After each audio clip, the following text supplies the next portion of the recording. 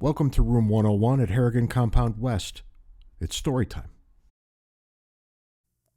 So this week I'm smoking some Orlik Golden Sliced, and I'm not a big fan of vapors. It's a Virginia with Perique. You know, it's just not my cup of tea, but if you're going to smoke a vapor, I suspect Orlik Golden Slice is the iconic one you want to try, kind of like Squadron Leader is what you want to grab if you want to try an English blend. And as I said, not my cup of tea, but it's actually, for what it is, it's quite good. And you don't hear of a lot of people who don't care for Orlik Golden Sliced. And I guess I'm right in that category now too. It's certainly not an everyday thing, although it could be for a lot of people, I suspect. But it is something I'll get back to on the regular. I could see myself smoking a bowl of this every week or so. Yeah, we'll see how it goes by the end of the bowl. In the meantime, I can bring you all the way back to 1983, 84, Waterbury, Connecticut. And there's a lot wrong with both of those things. The early 80s were not great unless you were a big fan of hair metal, like I was. And high school was just dreadful. You know how they always tell you when you're young that high school will be the best 4 years of your life? I can't imagine a bigger lie than that. These were probably the worst 4 years of mine. I had some pretty good friends there, some I still even keep in touch with, but, you know, on the whole, these were not great years, and I don't understand how anybody would think they are. Just the same, you know, you end up falling in with your friends, and you get through your day as best you can. And I had my friends in high school. You know, we used to sit at that lunch table together every morning and every afternoon. And life was just kind of weird when you went to a Catholic school. Those of you who follow me on Facebook might have seen some pictures recently where I stood out in front near the sign of the high school because at the end of the past school year, it was mothballed. They actually shut it down. And I took this as a great sign, as a great victory, because every single person who knew me at the time would have bet any amount of money that Sacred Heart High School in Waterbury would long outlive me. And I'm glad that it didn't. And I'm glad that it didn't because it didn't deserve to. And I'm glad it didn't because I'm still alive. And how to explain how weird things were there. Some of you will have undoubtedly seen a classic movie called Heaven Help Us. My high school life was not altogether different from Heaven Help Us. And this scene that I'm about to paint for you could have been left on the cutting room floor in that movie. Anyway, we all get to school and we start at an absurd hour in the morning. If memory serves, it was 20 after 7. The nice part was that we were all done and on our way home by 1:30, which was about the time I would be waking up anyway. We're all sitting there waiting for the day to start. And, you know, we're in the cafeteria and the bell rings and we go up to homeroom.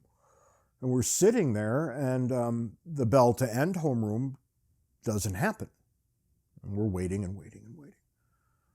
And the priest who ran the place, who was the principal of the school, is actually a rather kind-hearted, decent human being named James Coleman, Father Coleman. And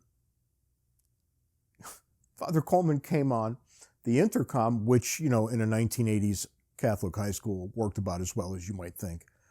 I think Edison probably had better luck with his telephone than we did with this intercom. But Coleman came on and he said, "Our Lord and Savior is no longer with us." And I thought, what in God's green earth is this about? What weird thing happens next?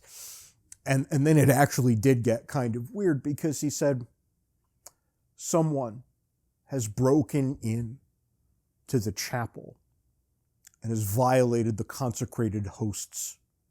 For those of you who didn't grow up Catholic, let me explain. The host is what you receive at communion.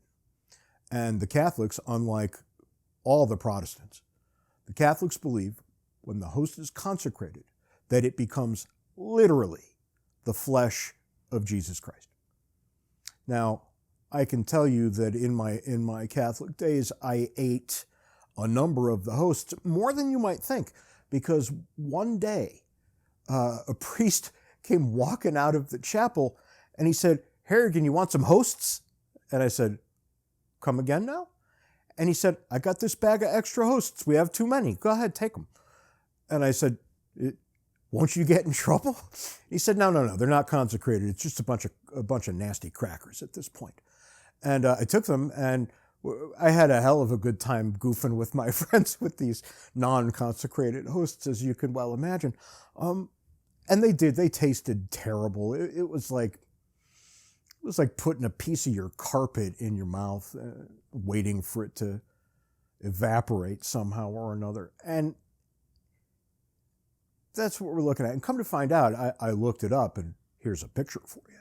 You can buy unconsecrated hosts at Amazon right now, and you could have fun with your friends and relations if you do this. But back to the main thread. Apparently somebody had broken into the chapel, which didn't really seem to me to be a thing, because I think the door was literally always unlocked. You don't really think anybody's going to befoul a chapel in a Catholic school. But as we later learned, there was a very, very disturbed man among us.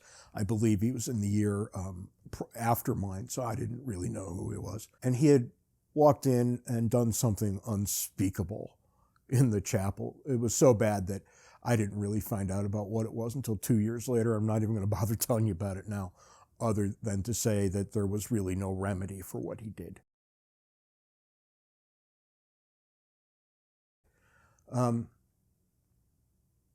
And Father Coleman, after announcing that Christ had abandoned us for our terrible behavior, said that for the next 3 days, we would all sit at our desks in our homerooms and we would think and contemplate what had happened. Now, that sounded kind of like a death sentence, right? What's worse than having to sit in a single desk without talking, without doing anything for 3 days in a row? Well, it gets worse, because our school had 4 floors, and I was up on the 3rd floor at the time, and you could kind of hear something in the background, way in the background. It sounded kind of like music. Not that much, but kind of like music. And it kept getting closer and closer, and it was becoming more clear that it was, in fact, an attempt at musicality. And I could hear footprints coming up the stairs and the doors of this old building clanging as they came shut. And finally, it was upon us. And I looked out the door into the hallway. And here I saw here I saw Father Coleman with a crucifix, probably about 4 feet high, wrapped in a purple shroud, slung over his shoulder as he walked, which I later figured out, given the passage of time, that he was simply walking back and forth, up and down all 4 stories. And he did this for the better part of the day. And following behind him was another priest, Father Joe, very nice, younger priest, married one of my friends. We always kind of liked Father Joe. And Joe was following Coleman, and Father Joe had incongruously a ghetto blaster up on his shoulder, the way that people used to use ghetto blasters back in the 1980s. And on said ghetto blaster, running all day long, were a musical adaptation of the Psalms. The Psalms, not good enough to be spoken, had to be sung. And here we were. And actually, it was so boring that I couldn't wait for the 2 priests to make their way back to the 3rd floor again. It was the only break in the monotony of the day, when we all sat there wondering why on earth this had happened to us. And we were told once again at the close of the day that this was going to happen for the entirety of 3 days, so the next 2 as well. And I thought, oh, I really can't do that. I can't do that for another 2 days. And I just begged off. I said, well, I guess I'm not going to school for a couple of days. And oddly, this was the kind of school where you'd get away with a thing like that. You wouldn't think you could, but it was so unheard of in that place that people would behave that way, that if you did behave that way, they would never assume the worst possible thing of you, which in my case was exactly what they should have thought. So I took the next couple of days off. I hung around at the house. My friends all went in the second day, gluttons for punishment they were. And on the third day, they said, oh God, no, not another day of this. And we all decided we were going to go out swimming for the rest of the day. And that was actually not a bad way to end the 3-day break from the scholarly affairs at Sacred Heart High School in Waterbury, Connecticut, which is now officially out of business. So this was probably the weirdest and worst few-day period. And look, there were a lot of terrible days at that wretched place. Even all these years later, I can't think a good thing about it. I do miss some of the people that I knew there. And that's about it. But back to Orlik Golden Sliced. It actually, the longer you sip at it, the better it gets. And I understand why people who like vapors like this. I kind of like it too, and I didn't really expect to.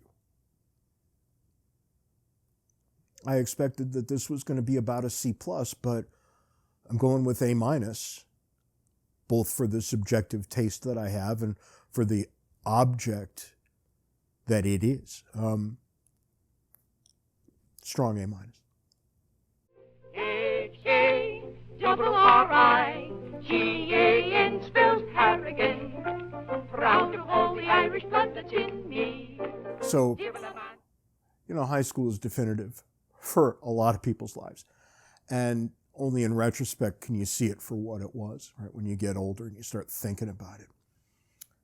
But like I said earlier, I was on the 3rd floor, and for whatever the reason, I was always on the 3rd floor. And my homeroom teacher was a woman, middle-aged woman, very pretty, kind of a little too heavy with the makeup, kind of plasticine, spike heels every day, which probably that wasn't the best thing to do if you're going to be hanging out with a bunch of high school boys. And nonetheless, there we were. And I'll spare everybody and her names moving forward for reasons that will become quite clear in a moment. She actually had a long-term dating relationship with the teacher on the other side. Directly across from her homeroom was this guy, and I would go over there for the first 2 periods a day to take things like psychology and economics and politics, things like this, things that were half-year elective type things for the egg-headed students that they had there. And one day, and I don't know why this guy thought that this was the right way to do this sort of thing. Usually when men want to break up with women, they go to nice restaurants, so there won't be a scene. But he did it right before homeroom, and let me tell you, there was a scene. She lost her mind.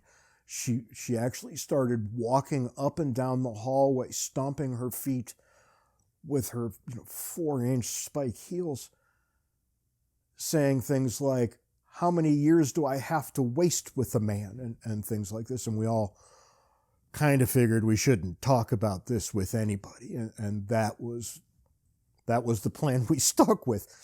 But I remember going into that room across, and I always had a bit of a casual relationship with the teacher who taught there, and maybe I'll tell you more about him later because he was okay. But I looked at him and I said, hey, big morning, huh? He went, well, you got to do what you got to do. And then nobody ever spoke about it again. See you next week.